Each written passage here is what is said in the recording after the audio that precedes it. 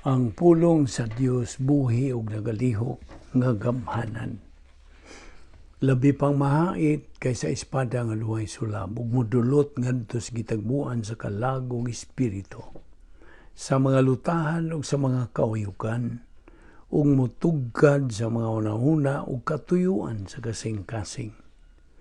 Ang tibuok nga kasulatan gipaginhawa sa Dios, ug may kapuslanan alang sa pagpanudlo, alang sa pagpamadlong, alang sa pagpanulid, ug alang sa pagmatuto sa pagkamatarong. Aron ang tao sa Dios mamahingpit, masinangkapan alang sa tanang maayong buluhaton. Psalm 1, 1-3. Blessed is the man who walks not in the counsel of the ungodly, nor stands in the path of sinners, nor sits in the seat of the scornful. But his delight is in the law of the Lord, and in his law he meditates day and night. He shall be like a tree planted by the rivers of water, that brings forth its fruit in its season, whose leaf also shall not wither, and whatever he does shall prosper. Proverbs 16:3, commit your works to the Lord, and your thoughts will be established. Proverbs 24:3-4, through wisdom a house is built, and by understanding it is established. By knowledge the rooms are filled with all precious and pleasant riches. Job 36:11, if they obey and serve him, they shall spend their days in prosperity and their years in pleasures. Sa dili pa kita magpadayon sa pagtuon sa pulong sa Dios ng adlaw, ato karong gamiton ang prinsipyo sa 1 Juan 1:9, ang gipangandam sa atong tagsa kakalag kinialang ka na itong mga magtutuo. Kung gikinahanglan man, ato isugid, tanan na itong mga salang nabuhat ng adlaw, ngadto sa tubangan sa Diyos kamahan, kay siya kasaligan, o magataronganon nga siya, mupasaylo sa tanan itong mga sala. O kanimo, dili pa magtutuo ang isyo nga imong giatubang, dili ang pagsugid sa imong mga sala, kung dili ang pagtuo, pagbutang sa imong pagtuo, imong pagsalig kang Ginoo Kristo, ingon nga imong personal nga manluwas. Tumuo ka kang Ginoong Hesus ug ikaw maluwas. Mga buhat 16:31. Karon magamputa.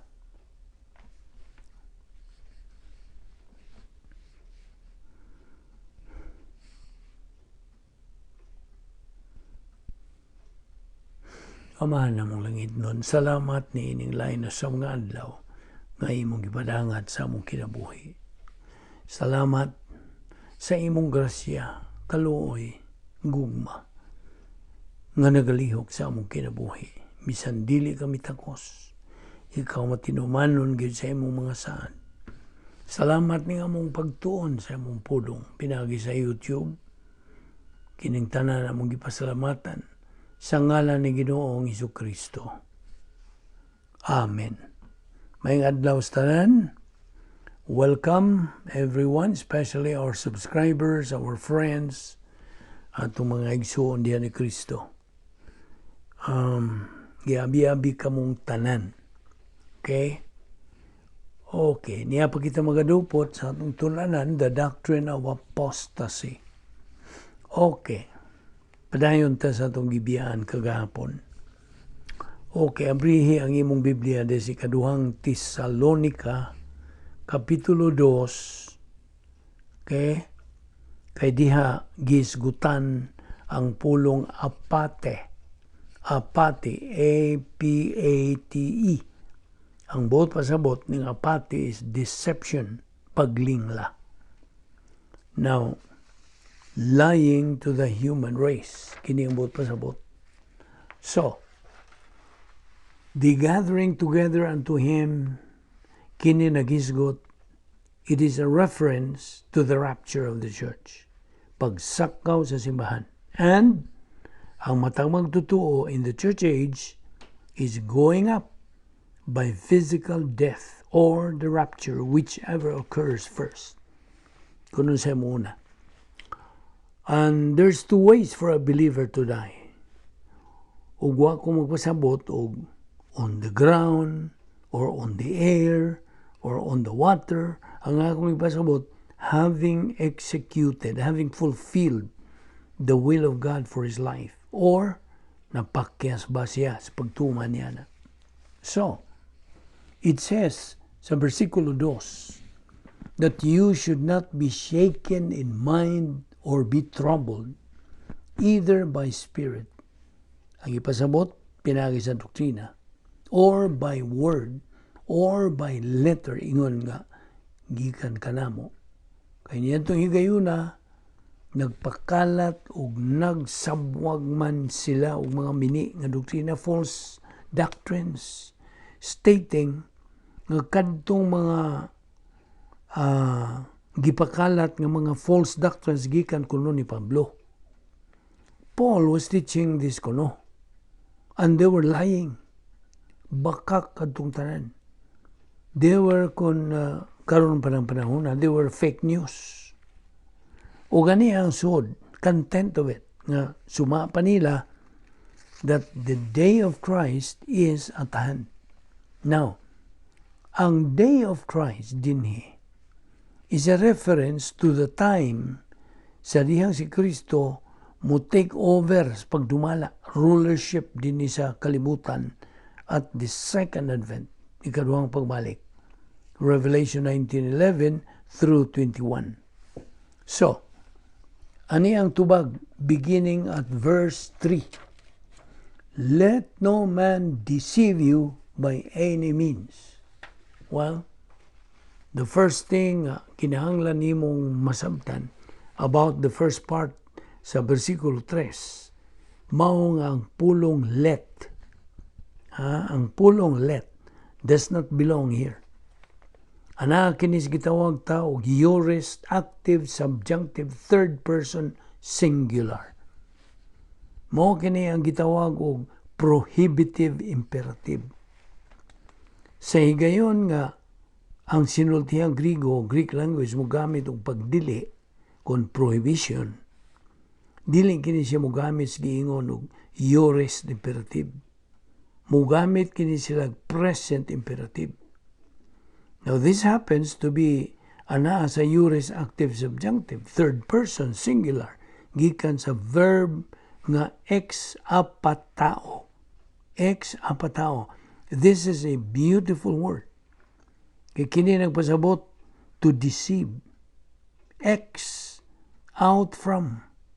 In this case, out from the truth.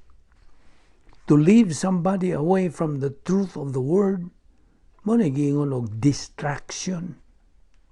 Now it says, no one, may mo siya babae o malaki, young or old, the gender doesn't make any difference. Ang edad does not make any difference. No one deceives you, misleads you by any means. 4.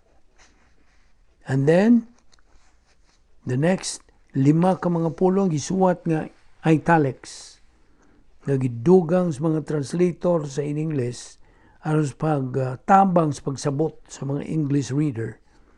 Apan kini nagaingon og because if a falling away may first come, ug ang man of sin may be revealed, ang anak sa perdition, the son of perdition. Dili mo dangat ka ng adlaw. Anata dinhi, you see, an almost a totally elliptical nga apodesis dinhi. Just the prothesis is set forth, maingon ta.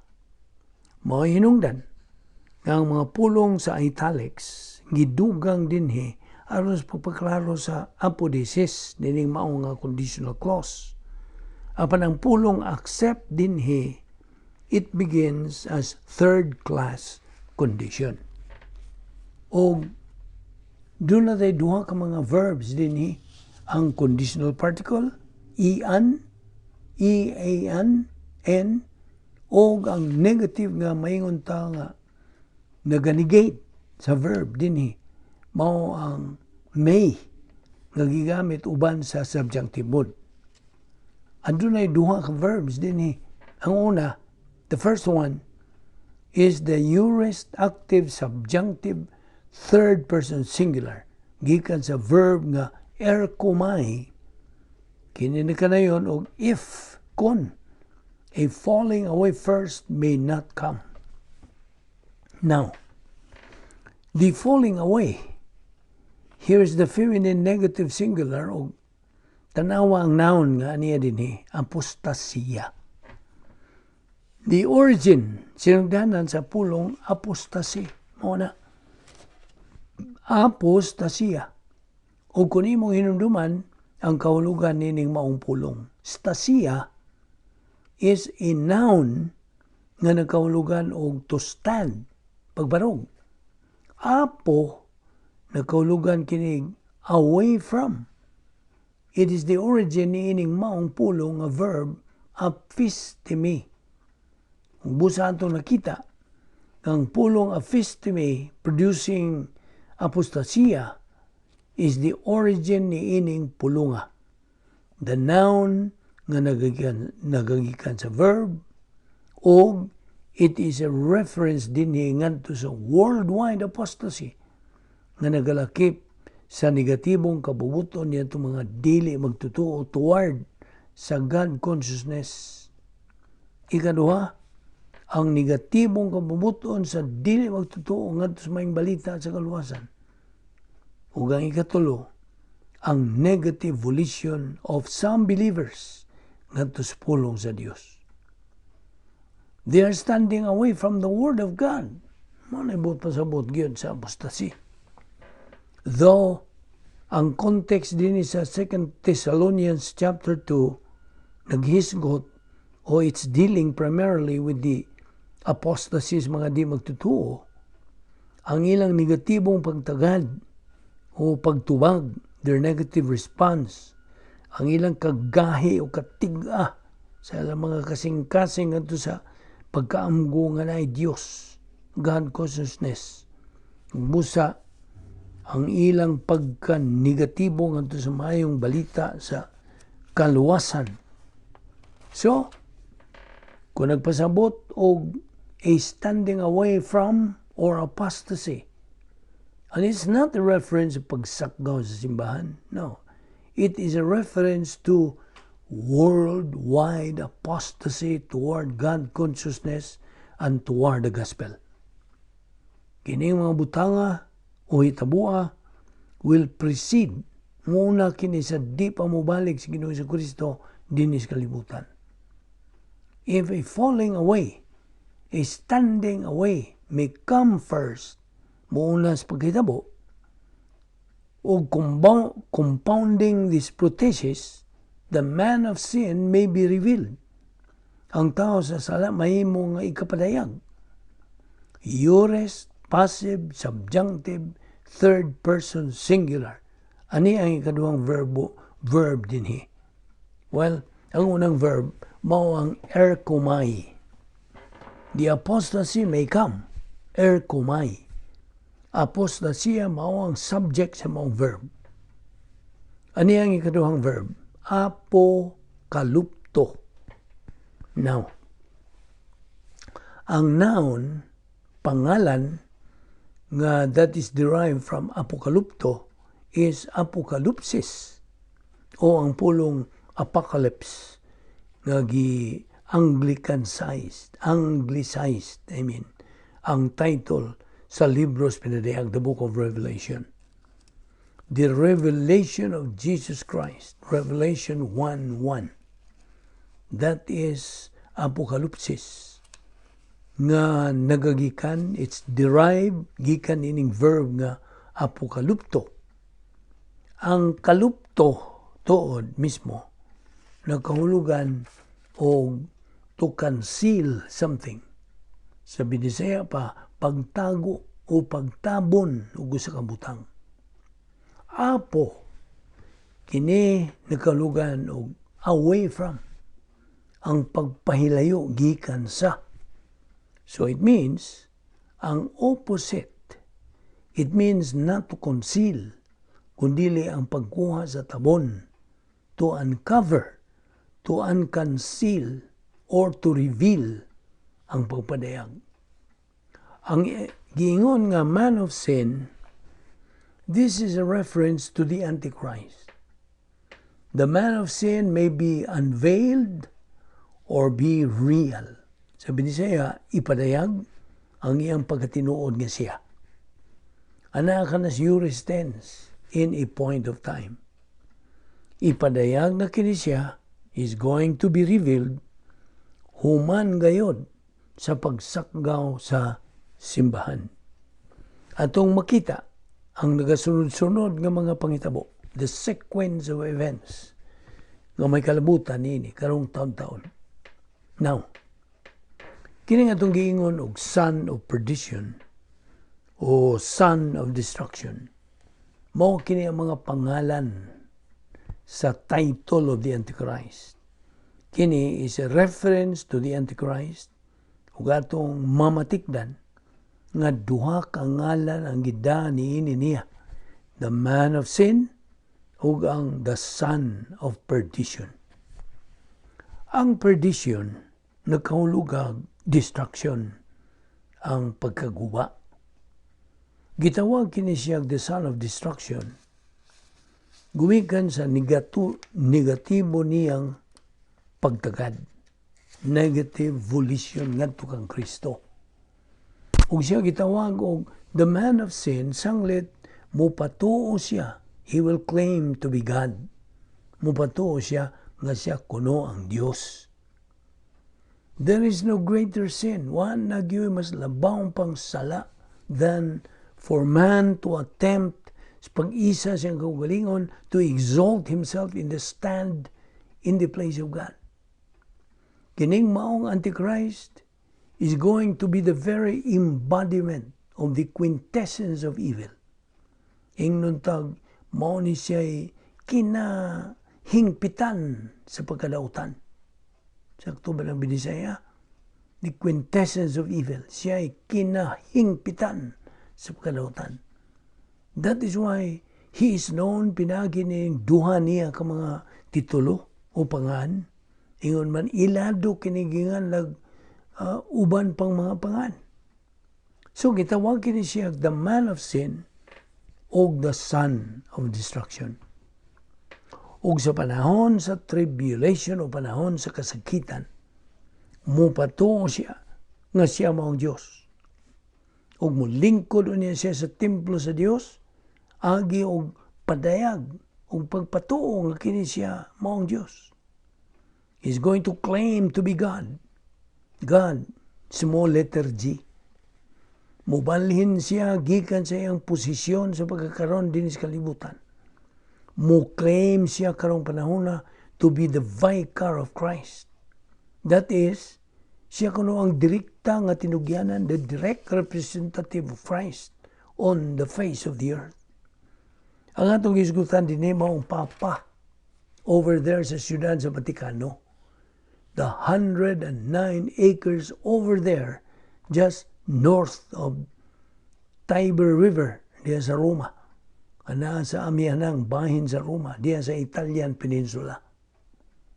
Hari kini siya sa usa ka political empire nga nagtakuban, who is concealed nining kulto, nining religious system nga gisgutan diha sa libro sa Pinadayag, Kapitulo 17, ug moabot ang adlaw nga tingali kanang nagalingkod diya sa trono sa maong pundok, mao kana siya ang Antichrist.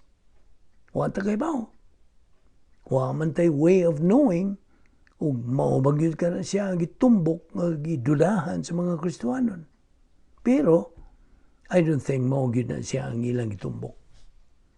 Now, si Pablo nagkanayon diha sa bersikulo 5 sa Segundo Tesalonica, Kapitulo 2. Wa ba mo makainomdom nga samtang nakiguban pa ako kaninyo, Ako kining gi-explain ninyo. Ako mong gitudluan bahin niining mga butanga. Now, sa versikulo 6, and now you know, karon ay baw na kamo. Ana kanan sa perfect tense sa verb nga do. You have known in the past. Uban sa resulta nga you still know it. That is, you believers in Thessalonica, if you still remember the doctrine nga gitudlo samtang diha pag-uban kaninyo. Mao kini ang perfect tense sa verb do. Ang pulong god nga do, E-I-D-O, it says time sequence. Kaniadto, karon ug umabot pa. Past, present, and future. You have known in the past. Naibaw kamo sa kaniadto. At a point of time, kamo nakakato niya na. Namely, while I was there. Samtang diha pa ako mong gitudluan og doktrina matud pa ni Pablo. O kung inyo ka nang gi-retain, pa ka na nagpabilin diya sa frontal lobe sa inyong kardiya, sa inyong kasing-kasing. Abi nimo, ang perfect tense God, usa kini ka completed action in a point of time sa kaniadto, in the past. Uban sa resulta, nga nagapadayon kini karong panahon na. It is continuing at the present time. Ang gisgutang present time din mao ang present time sa pagsuwat. They still should retain ining maong naibawan nilang doktrina. Siya mingon nga, inyo kining mga butanga nakatunan uban sa resulta nga you still know those things if you retain that knowledge. Ugo niya, mingon siya, mo kini nga inyo nakatunan. What withholdeth that he might be revealed in his time? All right. Now, una sa tanan, ang pulong what dinhi, right? It doesn't occur. The word withholdeth dinhi, ana kini sa present active participle neuter accusative singular, gikas usa ka verb. It's actually a participle nga gigamit dinhi substantively. If there is literally you have known, inyo nakatunan uban sa resulta nga inyo pa kanang nahibawan, the one withholding, the verb here does not per se need to withhold. Let us have a better translation ini. Nagpasabot kini to suppress or to restrain. How valuable it is to be able to look at it in the original. Lamig yun pa kayo kung nato makita kini sa original. Apan, niyan tungwa nini, tingali manumduman nimo kining verb kad echo. Gikas Roma, Kapitulo 1, versikulo 18 ngadto 20. Specifically diha sa Roma 1:18 ngadto 20. Specifically diha sa Roma 1:18 gaingon diha og the ones suppressing the truth kini nagpasabot og to hold kata as a preposition that means down. It means to hold something down or to suppress. Kung diha sa Roma 1:18 kini naghisgot sa negatibong kamubuton niadto mga dili magtotoo kinsa misanong negatively ngadto sa God consciousness. They suppress their knowledge of the existence of God. Nasayod sila sa mga kinaiya sa Dios nga maong sovereignty, righteousness, justice, love, eternal life, omnipotence, omniscience, omnipresence, immutability, or veracity. But they are designed to attract a positive response, positibong tubag, ug pagdasig, pag-agda sa tao to seek relationship with God. Apan ang negatibong tubag, negative response to the knowledge nga naay Dios, kini naga-suppress o naga-tapinan niini. Mao ka ng chad echo. Mao ng verb sa participial nga porma nga gigamit dinhi. Siya nagdayon. Nga imong nahibawan o gana kini sa neuter accusative singular, the ones suppressing or the one restraining. Okay, suppressing is from the Latin sup or sub, means under or down, sa ubos. Ang press means to push. Pareho sa atong makita din sa Roma 11:18. So I repeat, na kini sa neuter accusative singular, a gender needing participle, neuter. Huwag kini mag-isgot o dili magtotoo, it's not a reference to an unbeliever. It's not a reference bahin o negatibong kabuton. It's not a reference to a member of the human race.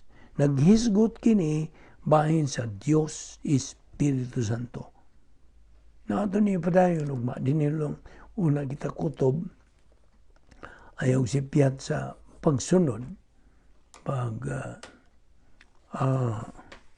padayon sa imong pagtuon bahin ini. Magampot na bala na mga Diyos, salamat sa imong grasya. Sa imong paglamdag na mong dugang pag iyong kamatuuran. Ini mga butanga. Kung may kalabutan sa umabot nga panahon nga